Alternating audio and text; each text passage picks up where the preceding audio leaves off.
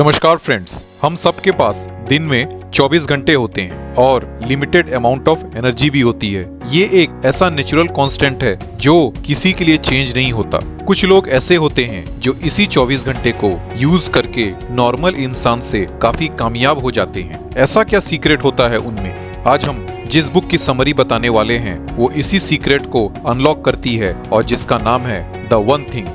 अगर आप हमारे चैनल पर पहली बार आए हैं तो चैनल को सब्सक्राइब जरूर कर लें और बेल आइकन को प्रेस कर दें। हम अपने चैनल पर सेल्फ हेल्प टॉपिक के बुक समरीज और बायोग्राफी देते हैं। So let's start. इस बुक की लर्निंग को मैंने 7 पार्ट्स में डिवाइड किया है। First, go small. Second, equality. Third, ask questions. Fourth, time management. Fifth, commitment. Sixth, multitasking और सेवेंथ है डोमिनो इफेक्ट। आइए वन बाय वन डिटेल में समझते हैं। बिल गेट्स ने पहली बार अपने स्कूल में कोडिंग की थी। अपने सपने को पूरा करने के लिए ये उनका पहला स्टेप था, जिसको उन्होंने अपने छोटे छोटे कॉन्टिन्यूअस स्टेप से एक बड़ा एम्पायर बनाया। जेके रोलिंग को हैरी पॉटर का आइडिया ट्रेन में ट्रेवल करते वक्त आया था। उन्होंने इनिशिएटिव ली और अपने बुक लिखने के फर्स्ट स्टेप को लिया और कंसिस्टेंटली छोटे छोटे स्टेप्स लेती रही, जिसके वजह से उनकी बुक आज काफी कामयाबी हासिल कर चुकी है। इलॉन मस्क, जो कि आज इतने सक्सेसफुल नहीं होते अगर 1995 में उन्होंने फर्स्ट स्टेप ली होती अपनी पहली कंपनी Zip2 बनाने पे। हम सब अपनी लाइफ में ऊंचाई को छूना चाहते हैं, पर हमारे पास नॉलेज की ऐसी बॉम्बार्डिंग होती रहती है कि हम ज्यादातर वक्त कंफ्यूज हो जाते हैं कि स्टार्ट कहां से करें। राइटर कहते हैं कि हम जो भी चाहते हैं वो तभी पॉसिबल है जब हम आज और इस वक्त अपना फर्स्ट स्टेप लेंगे अपने गोल के तरफ। ये सुनने में जितना आसान है, रियलिटी में उतना ही मुश्किल है, क्योंकि ज्यादातर लोग सोचते ही रह जाते हैं और अपनी फर्स्ट स्टेप नहीं ले पाते। एक पेंटर मास्टरपीस तभी बनाता है जब फर्स्ट टाइम वो अपनी ब्रश से पहली स्ट्रोक लगाता है।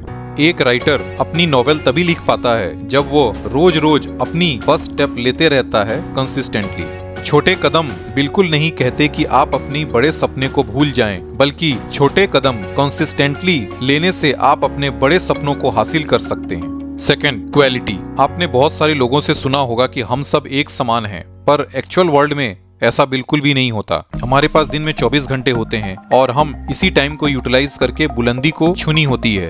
हमारे पास इस टाइम में बहुत सारे काम होते हैं। हो सकता है हमारे लिए सारे काम ही इम्पोर्टेंट हैं। इसी तरह से हमारी पूरी जिंदगी गुजर जाती है। फिर हमें लगता है कि चाहे कुछ भी हो जाए, कितना ही काम क्यों ना कर लो, कुछ ना कुछ तो छूट ही जाएगा।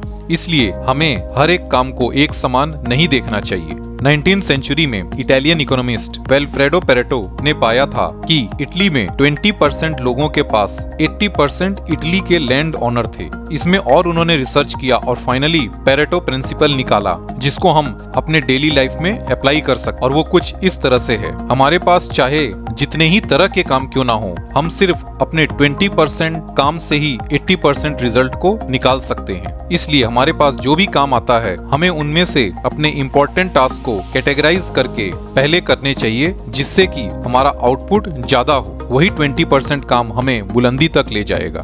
थर्ड है आस्क क्वेश्चंस। होमो सेपियंस ने आसमान से बिजली चमकते देखा और जिसके वजह से जंगल में आग लगते हुए भी देखा। उन्होंने क्वेश्चन किया कि आखिर ये आग लगती कहाँ से है। इसी क्वेश्चन करने वाली एबिलिटी के वजह से हमने आग के ऊपर कंट्रोल करना सीखा। 15वीं सेंचुरी तक लोगों का मानना था कि अर्थ हमारे सोलर सिस्टम के सेंटर में है, पर गैलीलियो ने इस क्वेश्चन को किया और इस पर कोपरनिकस ने मोहर लगा दी कि अर्थ सेंटर में नहीं बल्कि सन सेंटर में है। ये इसलिए हो पाया क्योंकि उन्होंने क्वेश्चन पूछा।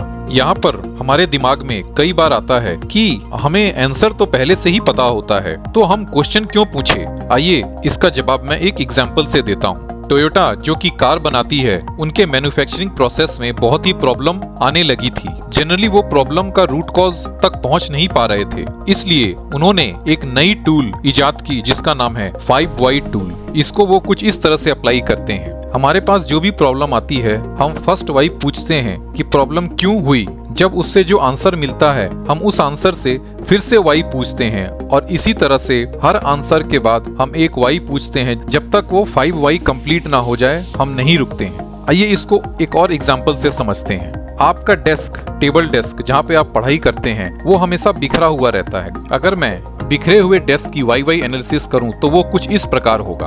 आपका डेस्क गंदा क्यों है? फर्स्ट वाई, क्योंकि मेरे डेस्क पर पेपर और आइटम्स इधर उधर बिखरे हुए हैं। सेकंड वाई, क्योंकि पेपर और आइटम्स के लिए कोई डेजिग्नेटेड प्लेस नहीं है। थर्ड वाई, क्योंकि हमने डेस्क को सही तरीके से ऑर्गेनाइज करके स्टोरेज में नहीं रखा है। फोर्थ वाई, जब भी मैं ऑर्गेनाइज करने जाता हूँ तो मैं प्रोक्रास्टिनेट करता हूँ। फिफ्थ वाई, एक्चुअली में मेरे पास रेगुलर रूटीन में डेस्क क्लीनिंग की एक्टिविटी के लिए मैंने टाइम ही एलोकेट नहीं किया है। अगर आप उसमें अपना रोज 1 मिनट भी टाइम एलोकेट कर देंगे तो आपका डेस्क एक्चुअल में कभी खराब होगा ही नहीं। वोल्टियर ने कहा था, हम किसी भी इंसान की पर्सनैलिटी को टेस्ट कर सकते हैं। वो किसी भी क्वेश्चन का जवाब कैसे देता है उससे नहीं, बल्कि वह किस तरह के क्वेश्चन पूछता है उससे उसकी पर्सनैलिटी टेस्ट होती है। इसलिए हिस्ट्री में जितने भी हार्ड डिस्कवरीज और इन्वेंशंस हुए थे उन सब की शुरुआत एक क्वेश्चन पूछने से ही हुई थी।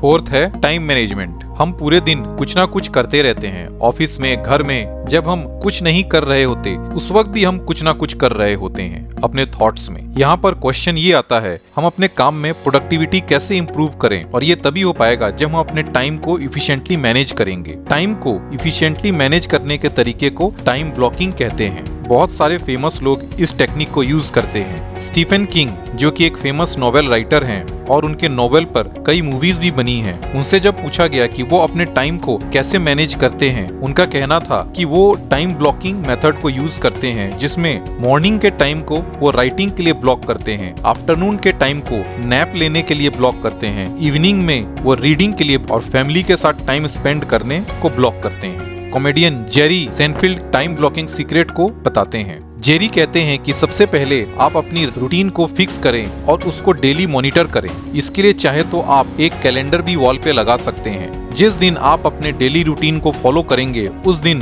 को आप क्रॉस मार्क करें कैलेंडर में। जब आप कंसिस्टेंटली क्रॉस मार्क लगाते रहेंगे तो एक चेन बनती दिखाई देगी जो लॉन्ग रन में आपको मोटिवेट करेगी अपने टाइम ब्लॉकिंग हैबिट को मेंटेन करने के लिए।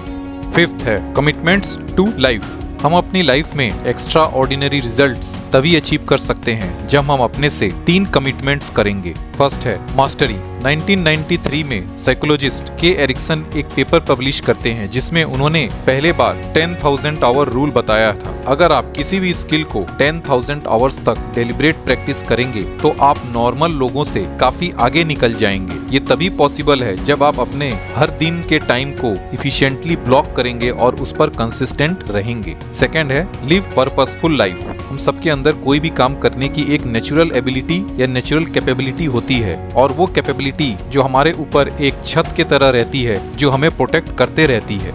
लेकिन अगर हमें एक्स्ट्रा ऑर्डिनरी रिजल्ट्स देनी है तो हमें इसी छत को तोड़नी होगी, जो तभी हो पाएगा जब हम अपने कंफर्ट जोन से बाहर निकलकर अपने वन थिंग पर्पस पर हम कंसंट्रेटेड रहेंगे। और थर्ड है अकाउंटेबिलिटी। हम जो भी एक्शन लेते हैं उस सब का आउटकम आता ही है और यही आउटकम हमें बताता है कि फ्यूचर में हमें किस तरह का एक्शन लेना है। ये एक तरह की साइक्लिक प्रोसेस है, लेकिन ये तभी पॉसिबल हो पाएगा अगर हम अपने आउटकम की पूरी रेस्पॉन्सिबिलिटी लेंगे। ज्यादातर वक्त हम अपने फेलियर्स का दोष दूसरों पर देते हैं, इसलिए ज्यादातर लोग नॉर्मल लाइफ जीते हैं। हमारे लाइफ में जो कुछ भी हो रहा है हमें हर एक चीज की रेस्पॉन्सिबिलिटी लेनी चाहिए।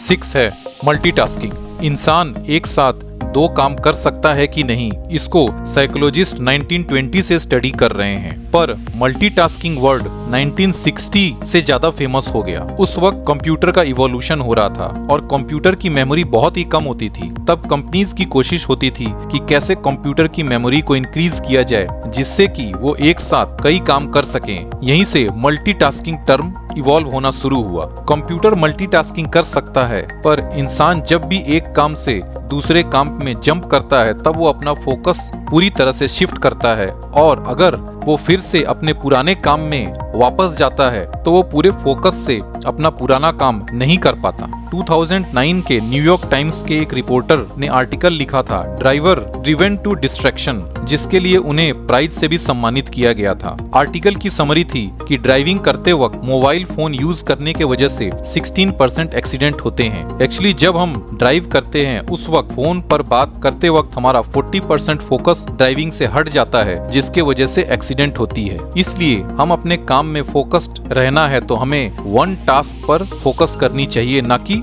मल्टीटास्किंग पर। और 7th है डोमिनो इफेक्ट। 2009 में नीदरलैंड में world record domino fall organise किया था, जिसमें 44,91,863 डोमिनो के पीसेस रखे गए थे। डोमिनो इफेक्ट का स्टार्टिंग पॉइंट एक छोटे से बहुत ही स्मॉल साइज के डोमिनो से होता है। हर एक डोमिनो जब गिरता है तो अपना पोटेंशियल एनर्जी दूसरे में ट्रांसफर करता है, जो कि कम्युलेटिव ऐड होते होते एक बहुत बड़े डोमिनो को गिरा देता है। ये सुनने में जितना आसान है, प्रैक्टिकल लाइफ में उतनी ही मुश्किल है। इसको इम्प्लीमेंट करने में आपको हर दिन नए नए चैलेंजेस आते हैं। कोई भी इंसान नॉलेजेबल तभी होता है जब वो अपने ऊपर टाइम देता है। ओवरनाइट कोई भी सक्सेस नहीं होता। जब वो कंसिस्टेंटली अपने काम को करता रहता है तो टाइम पीरियड के साथ उसकी मेहनत में कंपाउंडिंग इफेक्ट आता है, जो फाइनली उसके सक्सेस का डोमिनो क्रिएट करती है। आइए रिकैप कर लेते हैं।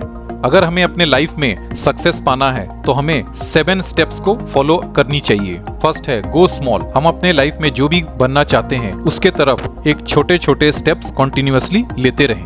Second, equality. सारे काम इक्वली इंपॉर्टेंट नहीं है, हमें यहाँ पर पेरेटो प्रिंसिपल 80-20 अप्लाई करनी चाहिए। Third, ask questions. हिस्ट्री में जितनी भी डेवलपमेंट्स हुई हैं वो सिर्फ क्वेश्चन पूछने वाली एबिलिटी के वजह से ही हुई है। फोर्थ है टाइम मैनेजमेंट। हमें अपने डेली रूटीन के टाइम को टाइम ब्लॉकिंग के थ्रू मैनेज करना चाहिए। फिफ्थ है कमिटमेंट टू लाइफ। हम मास्टरी तभी अटेन कर सकते हैं जब हम किसी भी काम में 10,000 घंटे लगाएंगे। हम अपने लाइफ को पर्पसफुल जिएंगे और हमारे साथ जो भी रिजल्ट हो रहा होगा हम उस सब के लिए अकाउंटेबल होंगे। सिक्स्थ है मल्टीटास्किंग। मल्टीटास्किंग एक मिथ है, ये इंसानों के लिए नहीं बल्कि ये कंप्यूटर्स के लिए है। और 7th है डोमिनो इफेक्ट। हर एक छोटे स्टेप्स कंसिस्टेंटली लेते रहने से टाइम के साथ उसमें सक्सेस का डोमिनो इफेक्ट क्रिएट होता है। आपको हमारी कोशिश कैसी लगी कमेंट करें। वीडियो पसंद आया तो लाइक और शेयर जरूर करें। Thanks for patience.